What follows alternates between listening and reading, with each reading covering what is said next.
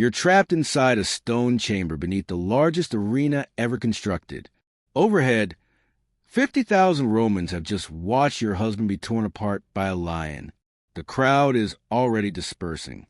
Sandals scrape against marble floors. Torches are snuffed out one after another.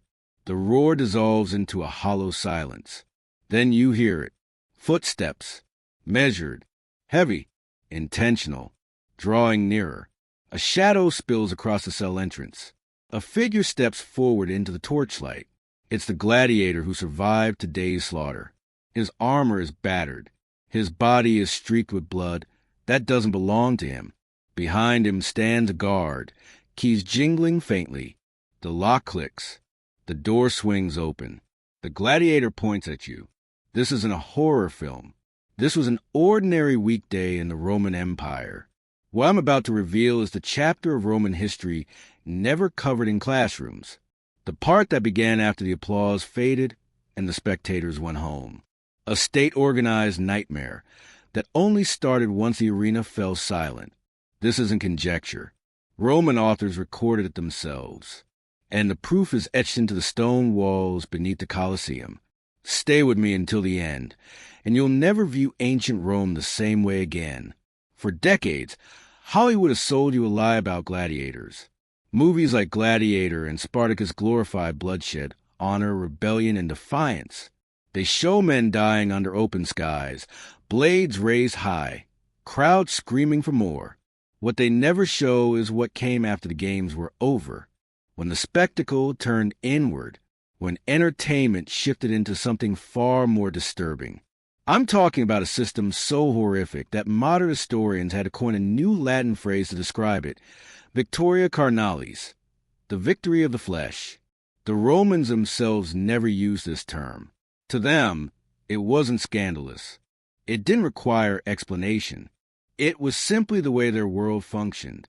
Here's what we know beyond doubt.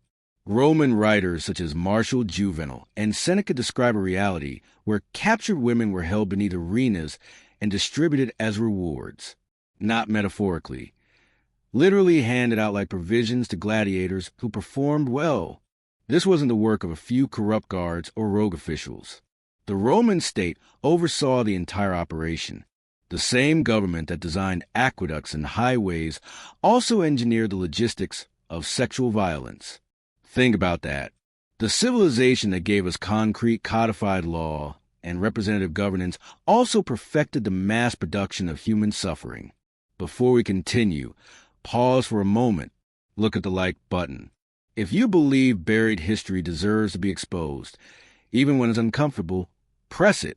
Leave a comment telling me where you're watching from, because this story isn't only about Rome. It's about what empires become when no one is watching. Now, let's descend into the hypogeum. To understand what took place in those underground chambers, you must first understand how Rome reduced human beings to inventory. This wasn't chaos or random cruelty. It was deliberate, organized dehumanization carried out on an industrial scale. And it all started the instant Roman legions seized new land. When Rome crushed an uprising in Gaul or wiped out a city in Judea, it wasn't just a military victory. An entire population was processed. Men old enough to fight were shipped off to die in mines or slaughtered in arenas. Children were sold through slave markets scattered across the empire.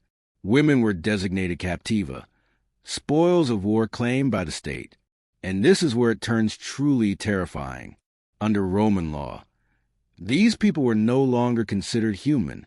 They were classified as res property, the same legal status as livestock or household furniture.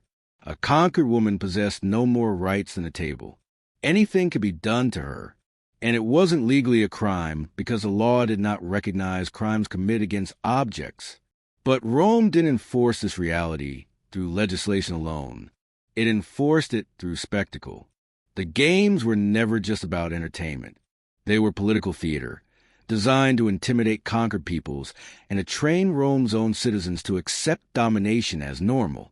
When you watched a captured Germanic leader ripped apart by a lion, you weren't merely witnessing an execution. You were watching Rome broadcast a message.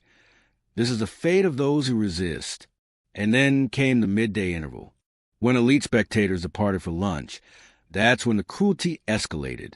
Historians refer to these performances as fatal charades, mythological reenactments where condemned prisoners were forced to play legendary figures.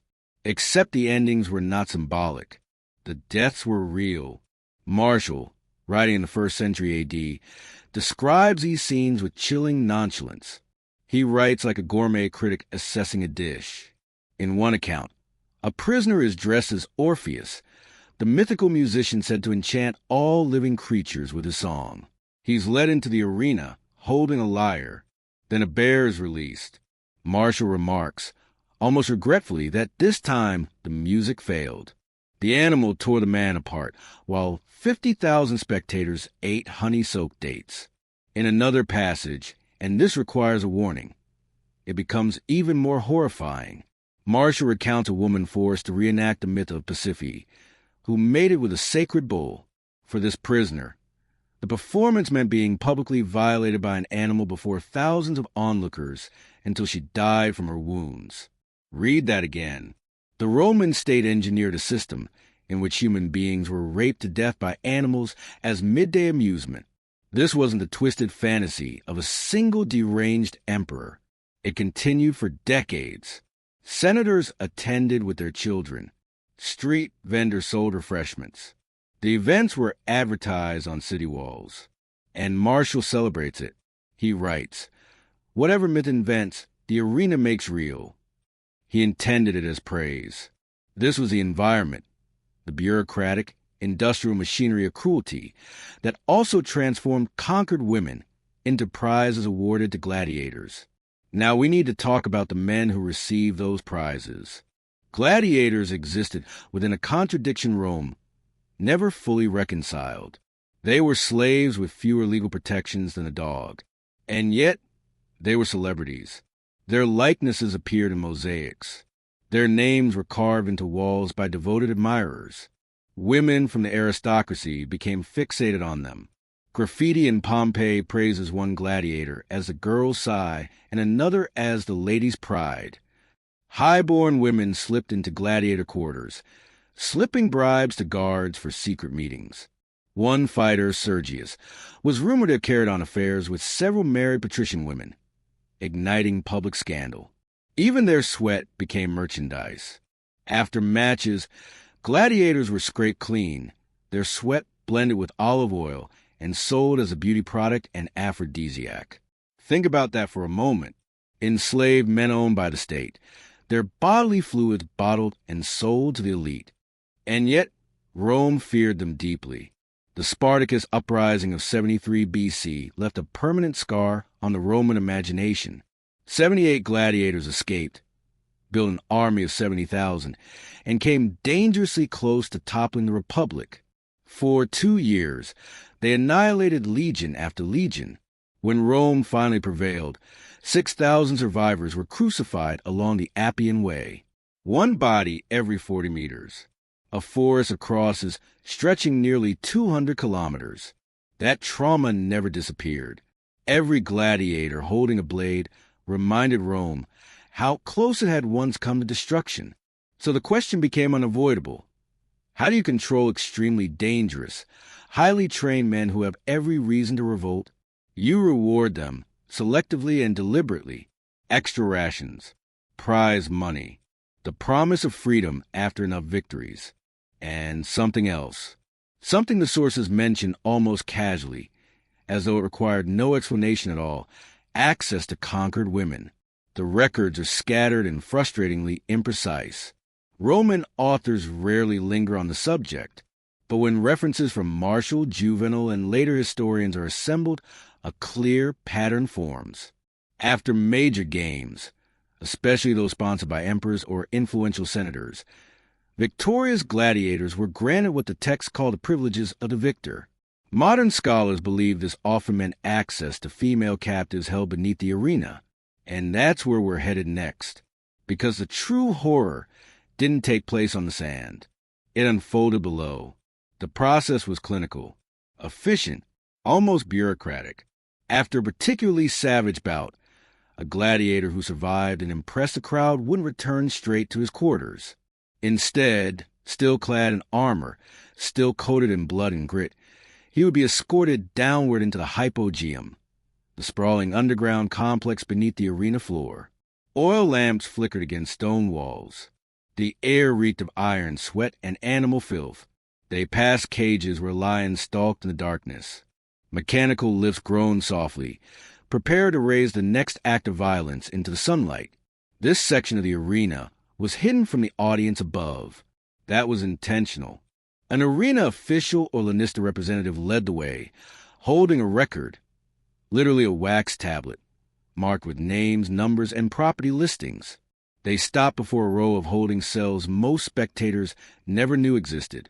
These were not ordinary holding cells. Archaeological digs beneath amphitheaters throughout the empire, Capua, Pompeii, Puteoli, and even beneath the Colosseum itself, have uncovered small stone rooms with disturbing, unmistakable features. Stone benches set at exact, deliberate heights, iron rings embedded into the walls, some near the floor, others at waist height, some higher still. Doors reinforced with iron, locking only from the outside. In several chambers, chains are permanently fixed into the stone, built into the structure itself. These spaces were not makeshift. They were purpose-built. The women confined inside were known as captivi damni, condemned war captives. They had already passed through Rome's bureaucratic machinery of conquest. Officials called commentarii recorded them in ledgers as state-owned property. Each woman was given a number, a classification, an origin: Germanica, Britannica, Parthica. Human beings reduced to administrative labels. The gladiator would be led past a line of cells. Some sources suggest he was allowed to choose. Others imply the selection was made for him, like drawing equipment from an armory. Either way, a guard unlocked the assigned door. Sometimes the woman was dragged out. Other times, the gladiator was forced inside. Then the door was secured once more. What followed is never described in graphic detail by Roman authors. It didn't need to be. The architecture speaks for itself. This was not treated as a crime. It wasn't even considered controversial. It was a budget item in the operation of the games. The logistics of Victoria Carnales were managed by the same officials who scheduled animal hunts and maintained arena machinery. From the state's perspective, the system was efficient. It rewarded loyal gladiators without granting true freedom. It cost almost nothing. Conquered women were already categorized as spoils of war, and the practice reinforced Rome's central message of power. Victory grants access. Dominance equals ownership. One Roman writer, quoted by later historians, summed it up with brutal clarity. The victor claims his prize just as the empire claims its provinces, by right of conquest. Now we need to examine the spaces where this occurred, because the archaeological evidence is impossible to dismiss. When excavations beneath the Colosseum began in the 19th century, researchers concentrated on engineering wonders, the lifts, trapdoors, and tunnels that powered the spectacles. But as the work continued, something else came into view: rooms that didn't belong. These chambers were small, usually between 10 and 15 square meters. They were separated from animal enclosures and gladiator preparation areas. They served no clear logistical function, except one. The benches were not designed for rest. They were too narrow, too intentionally positioned. The iron rings were set at varying heights, as though meant for different forms of restraint. And in several rooms, archaeologists discovered deep scratch marks gouged into the stone, desperate fingernails, repeated attempts to claw through solid rock. The historian Cassius Dio, writing in the 3rd century AD, notes that beneath major amphitheaters were chambers reserved for those awaiting their use. The wording is deliberately imprecise, but the context is telling. He is discussing the logistics of the games, personnel, scheduling, human resources. But the most haunting evidence doesn't come from elite historians. It comes from graffiti. In the hypogeum beneath the amphitheater at Capua, the very city where Spartacus launched his revolt, archaeologists uncovered inscriptions carved into the walls of underground cells. Some are written in Latin. Others appear in Celtic tongues. Many are broken or incomplete. A few remain chillingly clear. One reads, approximately, I was Amelina the Brigandes. I saw my children killed. Now I am nothing. Another, etched in uneven, desperate script, says, to any god who hears me, let me die before tomorrow. These voices never appear in Roman histories. Emperors are named. Generals are celebrated. Victories are immortalized in stone. But the stones themselves remember what the chronicles choose to forget. And the architecture reveals something essential. This system was designed for repetition. These were not hidden rooms improvised by corrupt guards operating in the shadows. They were standardized facilities planned, maintained, and reproduced across the empire, just like gladiator barracks, just like animal cages, just like armories. The captive chambers followed the same architectural logic. This was state-sponsored infrastructure built for systematic abuse. Some scholars caution against drawing firm conclusions. They argue these rooms may have served multiple functions, that modern observers risk projecting contemporary moral horror onto ancient evidence. But when the architecture is examined alongside literary references, Roman military practice, and the basic mechanics of how the games operated, the conclusion becomes impossible to avoid. Now we have to face the most difficult part of this story, what the system meant for the women trapped inside it. History is almost completely silent about their individual lives. There are no diaries, no testimonies. What survives are bureaucratic records, ledgers listing them as inventory. Female, Germanic, approximately 20 years old. Healthy, assigned to Colosseum holding. But the nightmare can be reconstructed. These women were not random prisoners. They were taken from moments of total destruction. When Rome crushed resistance during the Dacian Wars, or suppressed a Britannic uprising led by Boudica, the aftermath followed a fixed procedure. Men were executed or enslaved for labor. Children were separated and sold into distant markets. Women of childbearing age were bound together and transported as captives. For a woman in that position, the journey to the arena was already a descent into hell. You watched your village burn. You saw your children ripped from your arms. You were marched hundreds of miles in chains. You were stripped, inspected, numbered. And then you were locked beneath the greatest monument of the civilization that had erased everything you knew. The waiting itself was torture. You could hear everything. The roar of the crowd overhead as people like you were killed for entertainment. The screams of animals. The cheers that erupted when a gladiator delivered a flawless, fatal strike. And you knew you would never leave. There was no ransom, no negotiation. Rome did not bargain with the conquered. Your family would never learn your fate. You simply disappeared into the machinery of the empire. Then came the footsteps. The door swung open. The selection. The lock turning once more. Roman law offered no protection. You were not legally recognized as a person. Suicide, occasionally considered an honorable escape in Roman culture, was forbidden. Damaging state property was a crime. Even in death, your body remained the property of the empire. This was psychological warfare on a civilizational scale. The degradation of conquered women was not a byproduct of Roman policy. It was the objective. Ancient sources make this explicit. After the Jewish revolt in 70 AD, the historian Josephus records that Roman authorities deliberately distributed Jewish women among the legions and the arena games. Not by accident, deliberately. The message to survivors was unmistakable. Your land is gone. Your sovereignty is gone. Your ability to protect your families is gone. Resist Rome, and this is what will happen to your daughters. Yet occasionally, the system faltered. For all its brutality, Rome obsessed over its own image. It believed itself a bringer of order and civilization. Certain horrors had to remain hidden to preserve that illusion. This brings us to an uncomfortable disruption. Female gladiators. Rare but real, ancient sources disagree on their origins. Some were enslaved women forced into combat.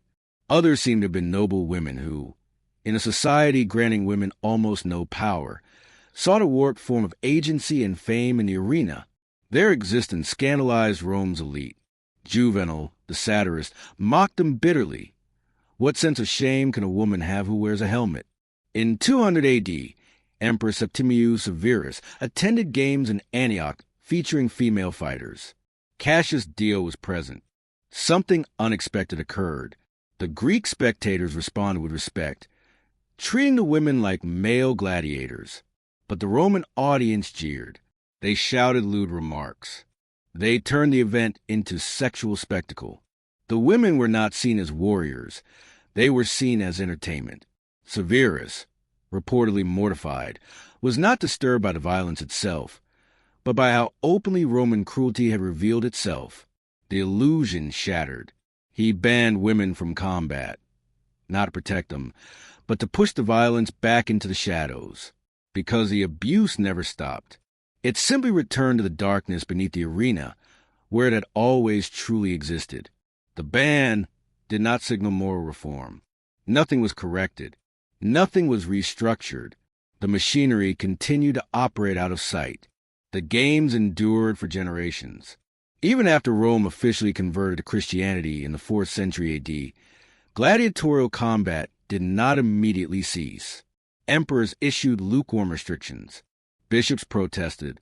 Crowds continued to flock to the arenas. The final recorded gladiatorial combat occurred in 404 AD. A monk named Telemachus once leapt into the arena, trying to intervene in a duel. The crowd did not honor his bravery. They tore him apart. Only after his death did Emperor Honorius finally issue a complete ban on gladiatorial combat. But even that did not dismantle the system below the arenas. The hypogeum remained. The holding chambers remained. The practice of processing war captives continued. Throughout the Byzantine period, conquered peoples were still cataloged, classified, and distributed. The infrastructure outlived the games themselves. The system did not end because Rome grew more moral. It ended because Rome fell. When the empire fractured, the machinery of conquest collapsed. Borders dissolved. Legions ceased to march. Without constant expansion, the flow of captives dried up. The institution ended not through conscience, but through logistics. Today, millions of tourists pass through the Colosseum each year. They snap photos beneath its soaring arches. They admire the engineering marvels. Guides speak of gladiators, lions, emperors, and spectacle. Few mention what occurred beneath the sand. The iron rings bolted into the walls remain. The stone benches are still there. The scratch marks are still visible, preserved beneath centuries of dust. The ledgers that recorded human beings as property survive, too, stored in museums and archives across Europe. Anyone can see them. This was not rumor. It was not the work of rogue individuals. It was policy. It was infrastructure. It was considered normal. The Colosseum stands today as a monument to what empire truly entails. Not merely parades or architectural achievement, but the industrialized horror required to maintain absolute control. Every stone in that arena was paid for with more than money. It was paid for with lives deliberately destroyed, quietly, efficiently, repeatedly. The spectacle on the sand is only what Rome wanted remembered. The rest occurred in the darkness beneath your feet, in the silence after the crowds had gone. Those voices, the ones Roman historians chose to ignore, are still there, etched into stone, if you are willing to listen. And that is the history they do not teach in school. If this revealed something you had never heard before, subscribe and turn on notifications. We will continue uncovering the stories empires tried to erase. Share your thoughts in the comments, and I'll see you in the next investigation into the darkest corners of history. Share your thoughts in the comments, and I'll see you in the next investigation into the darkest corners of history.